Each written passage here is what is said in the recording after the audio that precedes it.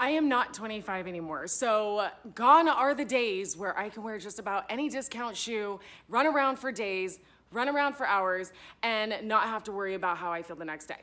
This year, being that I am new to being an assistant coach at cross country, I knew I was gonna be a lot more active and I was gonna be running around with the kids, so I was a little bit concerned at just running around in anything. As you guys know, I have a lot of back problems, knee problems, a ton of old sports injuries.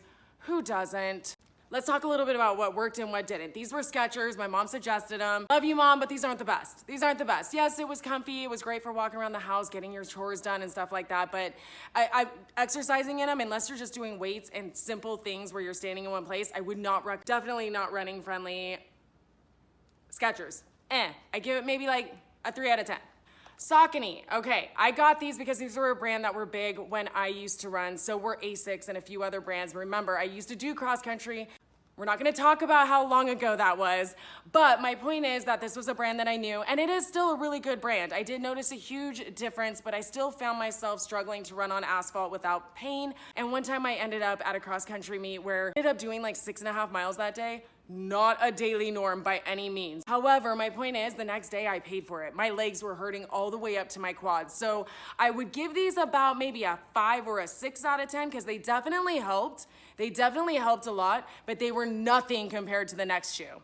I know everyone is talking about Hoka's right now. My son actually had a pair of Hoka's last year, but this year he got a different brand, and these are the two brands that I see all the kids on the cross-country team have, Hoka's and Brooks. A few people still do Saucony, a few people still do Asics, but the two dominating brands I see everywhere, Hoka and Brooks. We go into a store, shout out Fleet Feet, I know they do free scans, and they always have recommended either Hoka's or Brooks for my son, who happens to have the same foot structure and the same stance as I do, so when it comes to all of that, we are almost identical. Brooks, first of all, really, really good shoe. I was really excited that they were a little bit cheaper because let's be real, these shoes are not cheap, but they are getting the rant and rave that they are getting for a reason. They are good. I don't know what they do. First off, they are super light.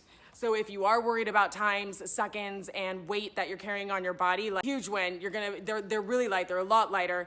But the foam, whatever they do in the foam, it definitely is absorbing the impact. A few days ago, I ran 2.5 miles, all on asphalt because right now I have a new puppy that I'm trying to train and I don't trust her to go quite into the trails and stuff like that without tripping me. Anyway, long story short, I wasn't in pain the next day. And running on asphalt, that's a big deal. For 2.5 miles, no pain, that's a big deal. So I would definitely recommend these. I also did another 2 miles yesterday and I am not feeling pain. Again, that was on asphalt. That is something I could not do in my Skechers and in the Sauconys. I could do it, but I knew I might be in pain the next day and I might be looking at some icing. So I'm gonna link these below. You are saving money from Hoka. My son is using Brooks this year. He used Hoka last year for cross country. He's using Brooks this year and he actually likes them better than Hoka's, which I'm really shocked. I was positive he wasn't gonna be happy with them because I thought Hoka's were like, you know, the top tier. I don't have Hoka's to compare it to. I only have what my son says and he's loving his Brooks. The full disclosure, if you have a narrow foot, this is definitely the way you wanna go, but they do make a wide option and the other assistant coach that I know, he had the wide option and he said that it definitely gave you a lot of room. So if you have a wide foot, just make sure to get the wide option. They do not spend a lot of money on a lot of things. Guys, I will totally link these because I will swear by them. As someone in her 40s, shh, we're not talking about that. You can't afford to be in pain, especially if you're gonna be trying to stay active. So I recommend these. I've also ordered a pair of barefoot shoes that I can't wait to try out, and I'll let you guys know how that goes. I'll see you guys in the next video.